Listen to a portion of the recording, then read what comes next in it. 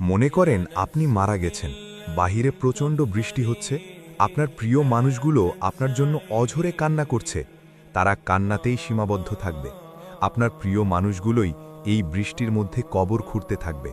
যেখানে দিনের বেলা যেতেই আপনি ভয় পেতেন, সেটাই হবে আপনার বাসস্থান।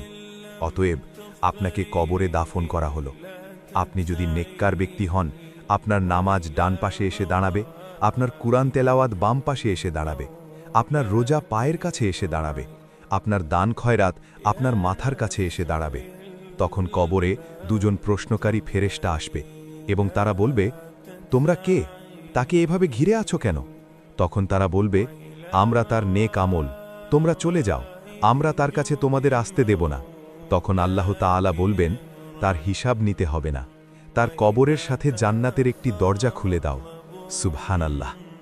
আরও এমন ইসলামিক গল্পের জন্য চ্যানেলটি সাবস্ক্রাইব করুন এবং ভিডিওটি লাইক ও কমেন্ট করতে ভুলবেন না।